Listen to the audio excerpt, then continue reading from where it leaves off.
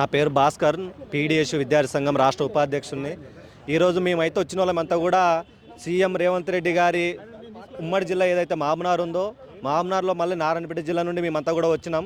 ఎందుకోసం వచ్చినామంటే మా దగ్గరనే మాగనూరు ప్రాంతంలో కానీ మక్తల్ ప్రాంతం కానీ ఫుడ్ పాయిజన్ అయి అనేక మంది విద్యార్థులు అంతా కూడా హాస్పిటల్లో ఫాలో అవుతున్నారు.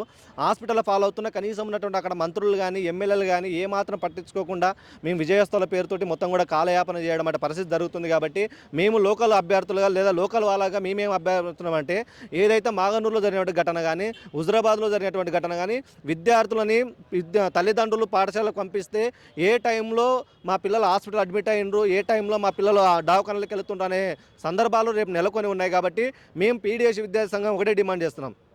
సంవత్సర కాలం గడిచిపోయింది, ఇప్పటి వరకు విద్యారంగానికి సంబంధించిన ఒక శాఖకు సంబంధించిన మంత్రి లేడు. ఎందుకోసం మంత్రి లేడు అనే సంగతి కంపల్సరీ ప్రభుత్వం చెప్పాల్సిన అవసరం వస్తుంది. ఎందుకోసం విద్యార్థులకు ఫుడ్ పాయిజన్ అవుతుందన్న సంగతి ఈ ప్రభుత్వం చెప్పాల్సి వస్తుంది. గత ప్రభుత్వం ఏదైతే తప్పిదాలు చేస్తున్నదో ఈ ప్రభుత్వం కూడా అదే తప్పిదాలు చేస్తుంది. కాబట్టి మేము చాలా సీరియస్గా చెప్తున్నాం. మేము ఎట్లయితే కేసీఆర్ మెడలు వంచి కాంగ్రెస్ గవర్నమెంట్ తీసుకురానికి విద్యార్థులు నిరుద్యోగులు ముందున్నారో రేపు కూడా రేవంత్ రెడ్డి సర్కార్ కూడా అదే రావచ్చు అనేది కూడా మేము అంతా తెలియజేస్తూ ఉన్నాం. రియంబర్స్మెంట్ ఫీజు స్కాలర్షిప్ రాక అనేక మంది విద్యార్థులు వారి యొక్క సర్టిఫికేట్స్ తీసుకోకుండా అక్కడ పాఠశాలలో కానీ అక్కడ దాంట్లో కానీ నానా రకాలుగా ఇబ్బందులు పడుతున్నారు. మరి ఈ ఇబ్బందులు పడుతున్నప్పుడు చాలామంది అడుగుతూ ఉన్నాం. అదే యజమానులు మొత్తం కూడా బంధుకు పిలుపునిచ్చి రోడ్లపైకి వస్తున్నారు. ఎందుకోసం విద్యార్థుల జీవితాలతో ఆడుకుతున్నారు? మీరు ఏదైతే ఉచిత బస్సులు పెట్టిందో లేదా ఇంకోటి పెట్టిందో ఇవన్నీ పెట్టుకోండి, కానీ విద్యార్థుల జీవితాలతో ఎందుకోసం చిలగాట మారుతున్నారని ఈ ప్రభుత్వం స్పష్టంగా మాకు చెప్పాల్సింది.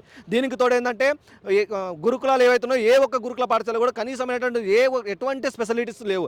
అన్నీ కూడా అసమానమైనటువంటి స్పెషాలిటీస్ తోటి ఇవన్నీ కూడుకొని ఉన్నాయి. మేము విద్యార్థి సంఘం ఒకటి డిమాండ్ చేస్తున్నాం. మీరు ఈ రాష్ట్రానికి ఈ దేశానికి కావాల్సింది విద్య, వైద్యం ఒకటి. అవి మంచిగా ఇవ్వండి సార్. మాకు అవి మంచిగా ఇస్తే మాత్రం మాకు అన్ని రకాల సమస్యలకు అదే సొల్యూషన్. కాబట్టి వీటిని గాలికి వదిలేసి ప్రీ బస్ అని ఇంకోటని చెప్పి మొత్తం ప్రజలంతా కూడా డైలామాలు చేసి వాళ్ళ మైండ్ అంతా కూడా మార్చిపడే స్థితికి తీసుకొస్తున్నారు. కాబట్టి మీరు ఎన్ని పథకాలనే పెట్టండి, మాకు మాత్రం ఉచిత విద్య, మంచి నాణ్యమైనటువంటి ఆహారం విద్యార్థులకు ఇవ్వండి. మేమంతా కూడా డిఎస్సి స్టూడెంట్స్ ఉన్నాం, లేదంటే మేము ఎంఏ బీఈడీ చేసినటువంటి స్టూడెంట్స్. మాకు అందరికీ కూడా చదువుకున్నటువంటి ఉపాధి కూడా లేని పరిస్థితి నెలకొంది. కాబట్టి వెంటనే ప్రభుత్వం ఏదైతే ఖాళీగా ఉన్న పోస్టులు భర్తీ చేసి విద్యార్థులకు నాణ్యమైనటువంటి పౌష్టికారాన్ని అందించాల్సిన బాధ్యత ప్రభుత్వం ఉంది. కాబట్టి ఆ రకంగా వేయాలని చెప్పి మేము పీడిఎస్ విద్యార్థి సంఘంగా మేము డిమాండ్ చేస్తూ ఉన్నాం.